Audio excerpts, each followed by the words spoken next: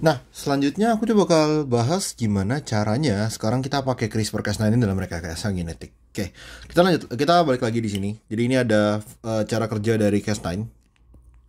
Sekali lagi tadi ada single guide RNA, dia akan dipakai untuk mengenali daerah yang akan dipotong. Jadi ketika si Cas9 ini mengenali PAM dan juga si spacer ini berhenti gitu kan, si Cas9 akan ngelakuin pemotongan di kedua sisi gitu. Di sini, setelah terjadi pemotongan, sel kita itu punya dua mekanisme repair, yaitu homology directed repair, yaitu HDR, dan non homologous end joining. Bedanya di mana? Ini krusial banget dalam kerja CRISPR. Jadi untuk homology directed repair, caranya gini. Jadi ini DNA kepotong ya. Maka si DNA ini akan mencari, biasanya mereka akan gini, kalau kalian tahu, manusia kan diploid kan, gitu. Manusia itu diploid, mereka punya sepasang kromosom yang sama. Misalnya ada kromosom 1, ini kromosom 1, maka manusia punya dua kromosom 1. Ini kromosom 1 pertama, kromosom 1 kedua. Seandainya, misalnya, aku ada, ini kromosom 1 yang pertama ya. Aku ada double strand break di sini. Maka yang dilakukan oleh sel kita adalah dia akan melihat kromosom 1 yang kedua, kemudian dia akan cocokin. Dia akan cari sequence yang sifatnya homolog. Misal ini sama ini homolog ya. Sama gitu. Maka ini dia akan copy paste sequence di sini, sequence yang homolog ini dari kromosom 1 yang kedua, dia akan copy paste ke sini untuk memperbaiki kromosom 1 yang rusak. Jadi homology directed repair, selama dia bisa mengenali suatu sequence DNA yang homolog, dia bisa memperbaiki. Tapi sekarang bayangin ya, ketika kita ngelakuin CRISPR ini kan, kita kan pakai Cas9 untuk ngerusak DNA-nya ya. Jadi yang kerusak itu bukan cuma satu DNA-nya, bukan cuma satu kromosom 1, tapi kromosom 1 yang kedua juga rusak gitu. Maka udah nggak bisa lagi kan pakai homology directed repair punya si sel. Sekarang gini, gimana kalau caranya? Di sini kita bikin suatu DNA, kita bilang namanya donor DNA. Jadi donor DNA ini punya daerah yang homolog dengan kedua kromosomnya, dengan kromosom 1 gitu. Tapi kita tambahin DNA insert. Jadi ini DNA insert, DNA asing yang sebelumnya nggak ada. Sel bakal ngira ini tuh, oh ini homolog sama ini homolog sama ini ya. Ya udah, maka sel ini akan memperbaiki berdasarkan DNA donor ini.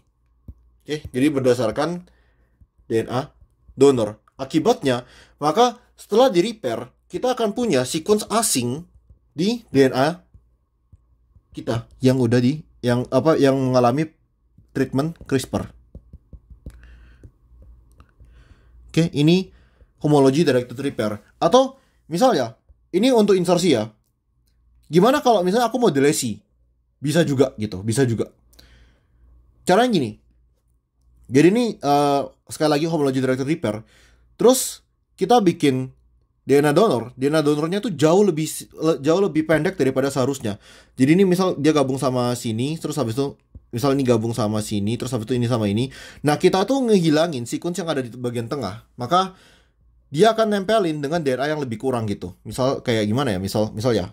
Sequence asli itu kayak gini. A T C G C C C C A T C G misal gitu. Itu sequence aslinya ya. Terus kita bikin seakan-akan gimana? Misal ini A T. Misal kita mau ngilangin sequence yang ini deh ya. Misal kita mau hilangin 4C ini. Gitu ya. Kita bisa bikin A T C G, terus habis itu A T C G kayak gitu. Nah, ini nanti perbaikannya kita bakal kehilangan 4C ini. Karena dia akan perbaiki berdasarkan DNA donor. Contohnya kayak gitu. Oke, jadi homology directed repair kita bisa ngelakuin precise editing. Nah, untuk non-homologous end joining yang jadi masalah adalah si ini, non-homologous end joining. Karena di sini kalian bisa bayangin kalau di homology directed repair itu ada repair yang sifatnya baik, yang sifatnya teliti dan lain-lain lah. Tapi untuk non-homologous end joining, ini tuh kayak si sel tuh panik gitu. Mati aku, kok DNA aku rusak gitu. Kayak, ya pokoknya, ya udahlah nggak peduli ya gimana caranya. Pokoknya nih DNA harus bisa nyambung jadi satu. Mau dia aku apa ya, mau dia jadi rusak atau apa, ya aku nggak peduli lah pokoknya gitu. Jadi mereka itu biasanya setelah terjadi non homologous setelah terjadi double strand break, mereka akan ngalamin delesi. Jadi banyak sequence di sini tuh bakal ngalamin delesi. Terus habis itu mereka langsung disambung jadi satu. Yang bisa terjadi kayak gitu. Atau kejadian kedua bisa jadi kayak mereka tuh nambahin sequence secara acak, terus habis itu disambungin jadi satu. Pokoknya pada non homologous end joining ini tuh perbaikannya sifatnya acak banget gitu. Dan apakah kita bisa masukin donor DNA di non homologous end joining? Sebenarnya bisa-bisa aja, tapi kemungkinan DNA donor tuh kemudian akan dimasukin, diinsersi ke dalam sequence baru ini itu kecil. Jadi homology directed repair tuh di repair yang sifatnya precise, yang sifatnya pasti, dan ini enak untuk kita ngelakuin insersi gen. Tapi untuk non homologous end joining biasanya ini kita pakai untuk kita menghasilkan mutasi. Jadi dia ini ketika terjadi NHJ, kemungkinan DNA itu jadi non fungsional. Gen itu jadi non fungsional. Kenapa? Karena dia ngalamin insersi atau mutasi yang merusak reading frame dari gen itu sendiri. Kayak gitu. Jadi biasanya misalnya ya, kalau misal aku cuma mau bikin mutasi gitu, kayak aku ada misal gen X, aku pingin cari tahu fungsi dari gen X ini apa sih gitu. Aku bisa aja ngelakuin masukin CRISPR-Cas9, aku masukin ganti RNA, terus habis itu aku masukin Cas9, terus aku biarin aja dia potong. Aku nggak perlu kasih donor DNA. Jadi si Cas9 tuh bakal potong kan, dia bakal potong, dan aku harapkan dia tuh terjadi non homologous end joining. Ketika terjadi non homologous end joining, maka si selnya akan ngalamin mutasi, gen itu nggak akan fungsional lagi. Maka aku dapat suatu mutan dari gen X. Dari situ aku bisa pelajari fungsi dari gen X. Tapi misal aku mau masukin gen Y ke dalam suatu organisme, aku mau tumbuhan ini biar bisa mengekspresikan gen Y. Gimana caranya? Maka aku berharap bisa terjadi homologous directed repair. Kenapa aku bilang aku berharap? Karena perbaikan DNA ini sifatnya acak. Mau dia non homologous end joining atau homology directed repair, sebenarnya ada beberapa faktor yang bisa mempengaruhi ya. Gimana apakah perbaikan itu cenderung ke homology directed repair atau ke non homologous end joining. Tapi faktor-faktor setauku mereka itu cenderung acak. Kayak kita sampai sekarang belum menemukan cara gimana 100% dia harus homologous directed repair atau 100% harus non homologous end joining kayak gitu. Kayak jadi cenderung acak. Makanya biasanya kalau kita mau ngelakuin rekayasa genetik, kita harus rekayasa banyak sel gitu, nggak cuma satu. Jadi ini pathway-nya ya, kemungkinan kurang lebih. Jadi ini ada contoh, misal kita mau ngelakuin semacam modifikasi, jadi mungkin insersi suatu gen ke sel T. Caranya gimana? Pertama, kita ngambil sampelnya, jadi dari tikus misalnya kita ambil dari sel darah tikus, kita isolasi sel T, terus kita ngelakuin aktivasi dari sel T, jadi biar sel T-nya itu aktif. Kemudian kita siapin suatu tracer RNA dan share RNA, atau bisa juga kita ngedesain sgRNA.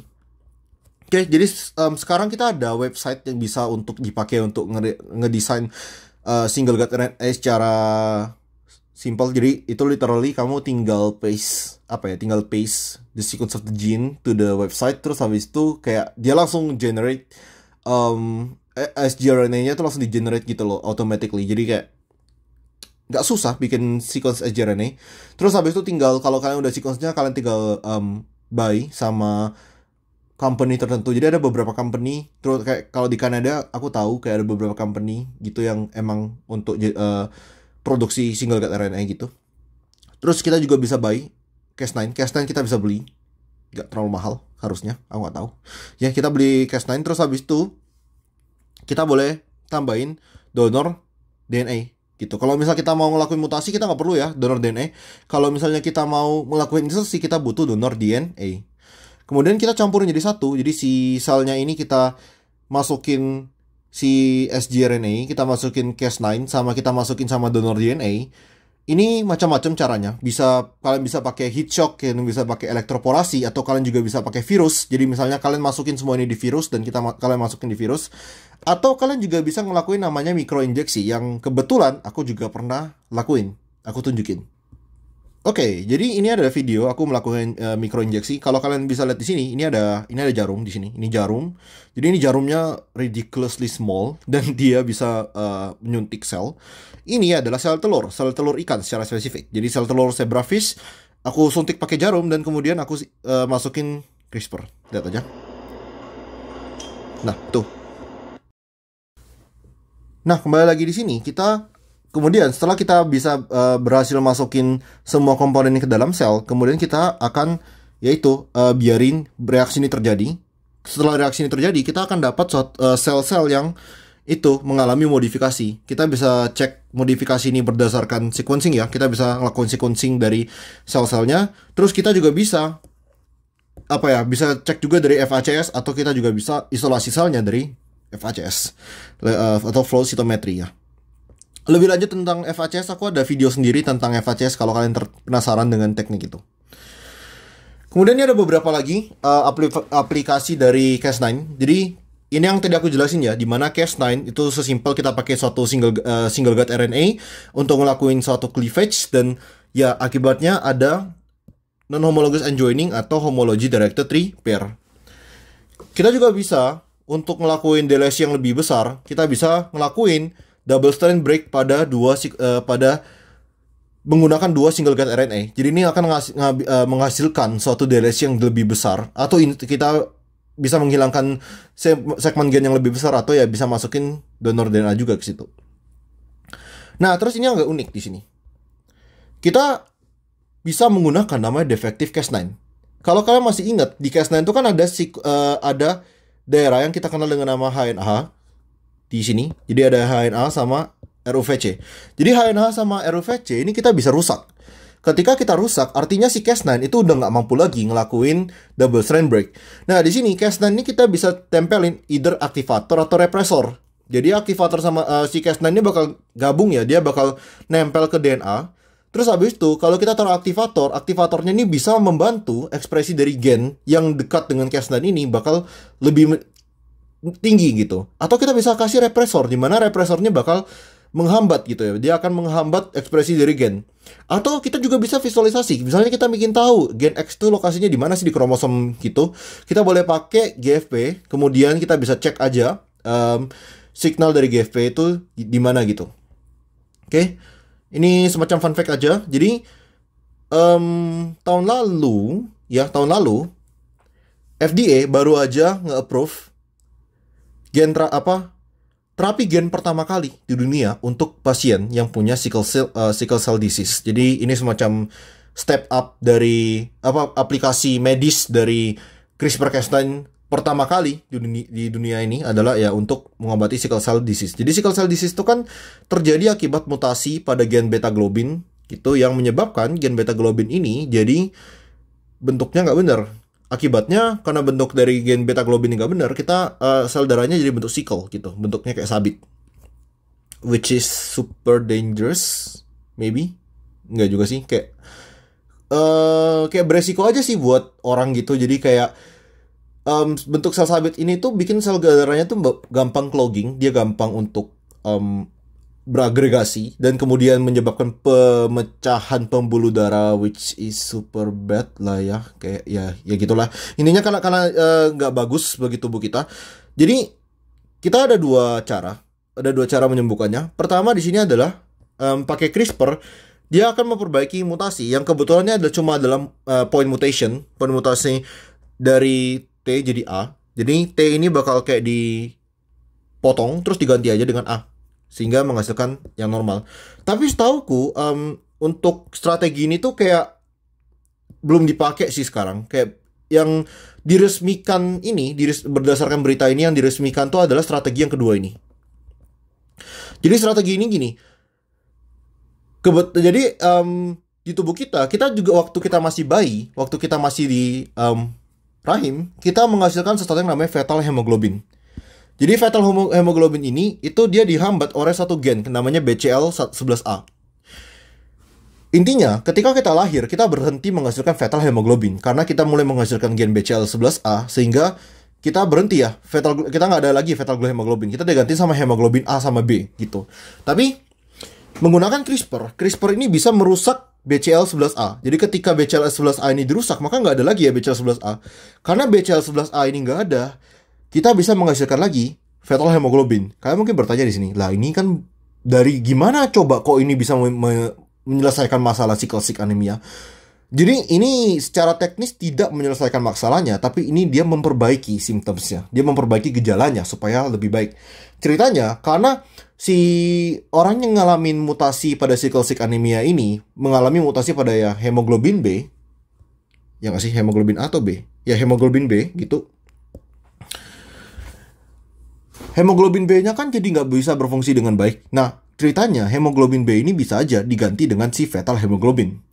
Meskipun si fetal hemoglobin tuh nggak bener-bener memperbaiki masalah, tapi kabarnya orang yang diterapi dengan ini punya fenotip yang cenderung normal, yang kemudian ya dia bisa beraktivitas normal lagi dan tidak mengalami ya gejala-gejala yang dialami oleh penderita sickle cell anemia. Jadi, ini dia tentang penerapan CRISPR-Cas9 dalam rekayasa genetik. Semoga ini membantu dan semoga ini menjadi pencerahan bagi banyak orang yang masih bingung tentang CRISPR-Cas9 itu sistemnya seperti apa. Jadi, ya, semoga membantu.